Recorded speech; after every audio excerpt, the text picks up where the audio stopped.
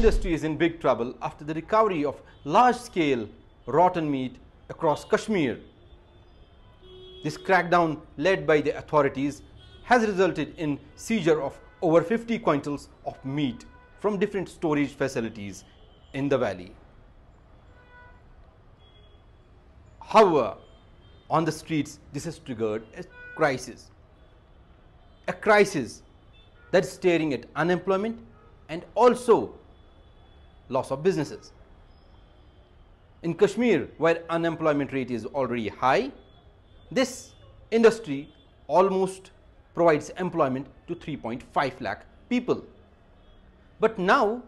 with distrust growing after this large-scale seizures, people are scared to eat out. This meat, according to authorities, was meant for distribution to hotels and restaurants. Amid this, authorities have sent the samples to the testing facilities outside Jammu and Kashmir, but the reports are awaited. Until then, people have already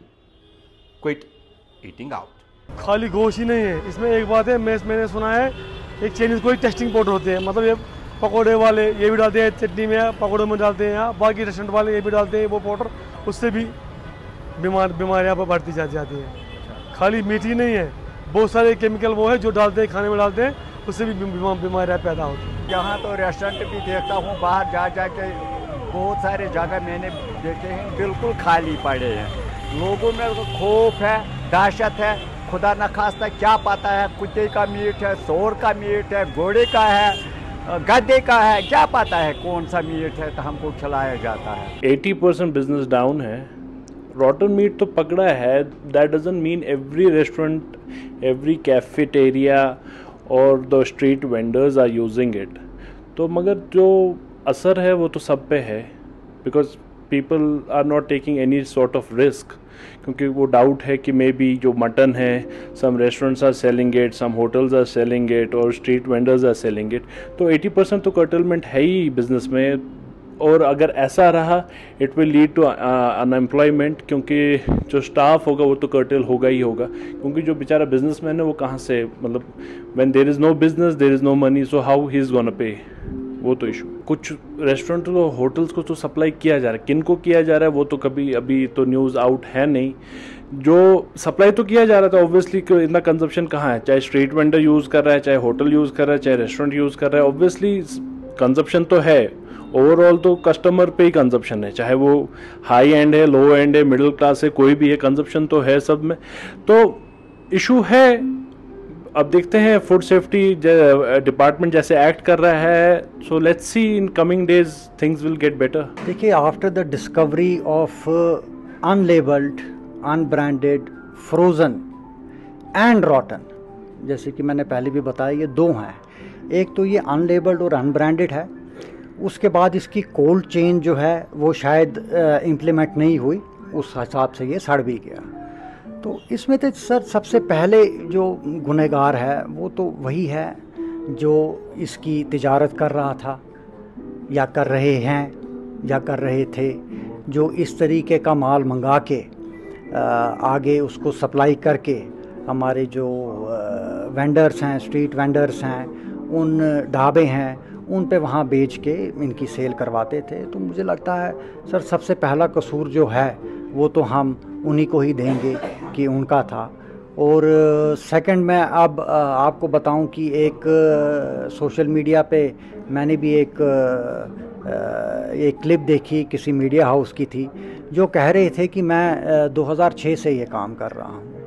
तो आप देखिए खुदारा 2006 से आज तक तो मुझे लगता है कि इतने साल हो गए।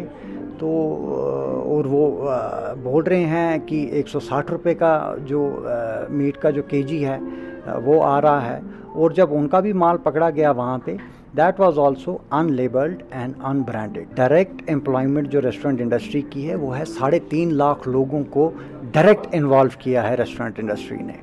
उसके बाद फिर आपके साथ इसके आ जाते हैं अलाइड, इसके साथ आपका तेल वाला भी चलता है, घी वाला भी चलता है, मैदे वाला भी चलता है, मसाले वाला भी चलता है, आपके जितने भी रॉ मटेरियल हैं आटे वाला भी चलता है। तो बर्तन वाला भी चलता है। इसके साथ बहुत ही अलाइड सेक्टर्स हैं, ये कोई छोटी एक इंडस्ट्री या छोटा एक सेक्टर नहीं है, और उन सब पे असर आ गया। सर मैं आपको सिंपल सा एक एग्जांपल दूं, हमारे 4 लोग पहलगाम में उन्होंने अटैक किया और लोगों को उन्होंने बेरहमी से मौत के घाट उतार दिया और इल्ज़ाम पूरे कश्मीर पे चढ़ गया। वैसे ही यहाँ पे 3-4 लोगों ने कश्मीर में ये काम जो है वो स्टार्ट किया या कर रहे हैं या कर रहे थे, अभी बंद हो गए हैं, और उनकी वजह से आज जो पूरी हमारी होटल और जो रेस्टोरेंट इंडस्ट्री है वो सारी बदनाम हो गई। लोगों में खदशात हैं, एक मेंटल एंजाइटी है, क्योंकि देखिए ये ग़िज़ा है, ये हम खाते हैं जीने के लिए, लेकिन जब एक ऐसा नेक्सस सामने आया, एक ऐसा स्कैंडल सामने आया कि जहाँ पे ये पता चला कि इस तरीके का जो है सप्लाई हो रही है, इस तरीके का रॉ मटेरियल चल रहा है, जिसमें कुछ वजूहात इसमें और भी ये आए कि क्या ये हलाल है, ये हराम है, ये किस जानवर का है, क्योंकि अगर 160 रुपया केजी है तो हमें तो देखना है कि ये जी रॉ मटेरियल आखिर है तो है किस चीज़ का, तो वो चीज़ भी देखनी है। तो एक मेंटल एग्जाइटी है, डेफिनेटली लोगों के जहनों में बैठ गया है, हमारी आवाम के जहनों में बैठ गया है, क्योंकि ये खाने के आइटम है, हमारी सेहत का बायस है ये। तो इस पे लोग बहुत कॉशियस हैं कि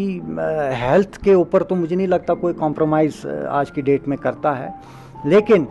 मुझे लगता है कि जो जो इसमें इन्वॉल्व हैं, जो जो इसमें सप्लायर्स इन्वॉल्व हैं, उनके नाम सामने आए, जो जो इसमें सेल में इन्वॉल्व हैं, जो इसकी सेल करते थे, बनाकर बेचते थे, उनके नाम सामने लाए जाएं, और जो बेगुनाह हैं, बेकसूर हैं, जो अपना फ्रेश प्रिक्योरमेंट का काम कर रहे हैं, उनको इस हद से जो है वो निकाला जाए, क्योंकि इस सेक्टर का जो है, मैंने आपको जैसे भी कहा कि एक बहुत बड़ा सेक्टर है, ये एक बहुत बड़ी एम्प्लॉयमेंट का जो हमारा जो है बायस है, और हमारी जो इधर की